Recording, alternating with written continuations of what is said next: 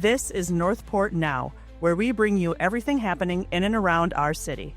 From honoring the armed forces to hazardous waste collection, we've got you covered. Here's what you need to know this week.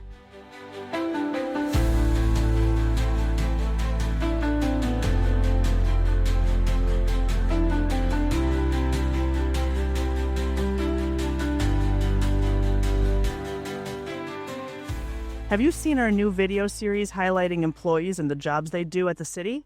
City Manager Jerome Fletcher joins them on the job. Check out the first 2 episodes showcasing the Aquatic Center and solid waste on our YouTube channel. Direct links will be in the show notes. Get ready for a ghoulish good time at the annual Trick or Treat at City Center presented by Suncoast Credit Union. Join the city on Friday, October 24th from 5 to 8 p.m. on the City Center Front Green, where city staff and our Pumpkin Trail partners will fill the park and walking paths with festive Halloween displays and, of course, plenty of candy. So don't forget to bring your treat bags. For families looking for a quieter experience, a low-sensory trick-or-treat time starts at 4:30 p.m. with no loud music or flashing lights. Come out for an evening of safe family fun. Learn more at northportfl.gov/trick-or-treat. Every name tells a story, and every tribute keeps a legacy alive. Now, through the tribute program at Northport's future Circle of Honor at City Center, you can pay lasting respect to the courage of those who served in America's armed forces. Add their name to a customized plaque or commemorative paver, creating a permanent place of reflection and gratitude. Find out how you can honor your loved one at northportfl.gov/current projects and click on Circle of Honor. The deadline to submit your tribute program application is February 28th, 2026. Be part of history at this special site. Do you know someone who's gone above and beyond in our community? Nominate them to be a citizen hero. Whether it's a neighbor who checks in on the elderly, a volunteer who serves meals to those in need, someone who mows their neighbor's lawn, or even a person who rescued a cat stuck in a tree, we want to recognize them.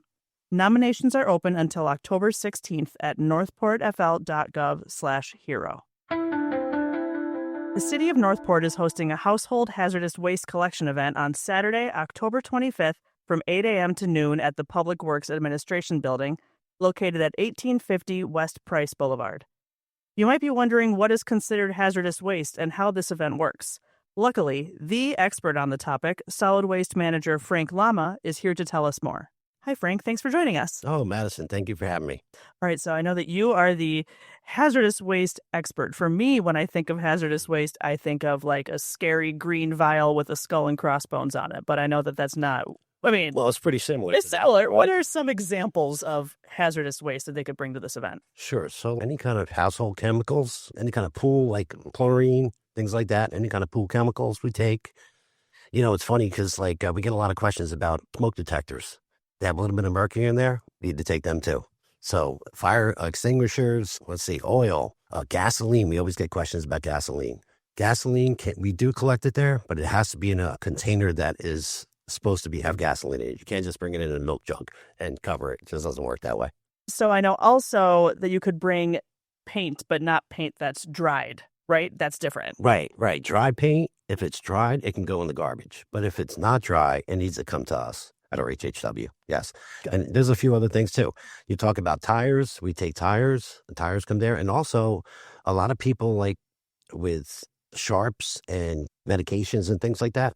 Medications go to PD. Sharps can always go to fire department, but we are there for them also. And, PD and fire do a great job. They're there as well, helping us out. So. Right. Yeah. Because they have drop-off points. They do.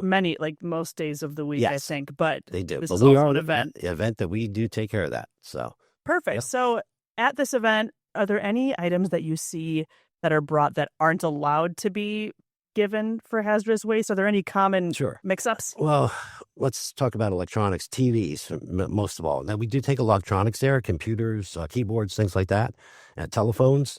But when it comes to TVs are allowed to go in the garbage now, as per the Sarasota County. Yes, they can go in the garbage. So what's the difference? Well, because back in the day when we used to have the picture tubes, the TVs used to be, they used to have a lot of mercury in there. Now there's minimal. So the county will accept it. So the technology has improved. Sure. Now you can toss them. Yep, you can toss them. So other than TVs, what other types of things are not accepted at this event? Well, at this event, ammunition is definitely one of them. We do not accept ammunition there. Flares and things like that, we do not accept. Also, garbage. We don't want garbage coming there. We're not a landfill. There's We're places for that. the Household Hazardous Waste event. Recyclable materials, any kind of recycling, any kind of yard waste, we do not accept it there. Now, if you do bring household chemicals and it's in a cardboard box because you don't want to carry, put them in a bag or piece by piece, you can leave them in the box. We will recycle the box. So that will happen.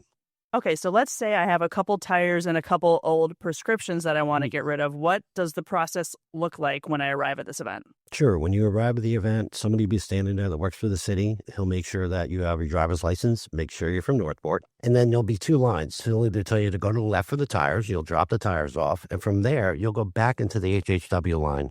And so we keep two different lines because we don't want to back up traffic. So we keep things moving. So it works out pretty good. Got it. We do it twice a year, too. We do it October and we do it in March, too. Yeah, so that's very helpful. Yes, it is. So when everyone has dropped off their things, Yes.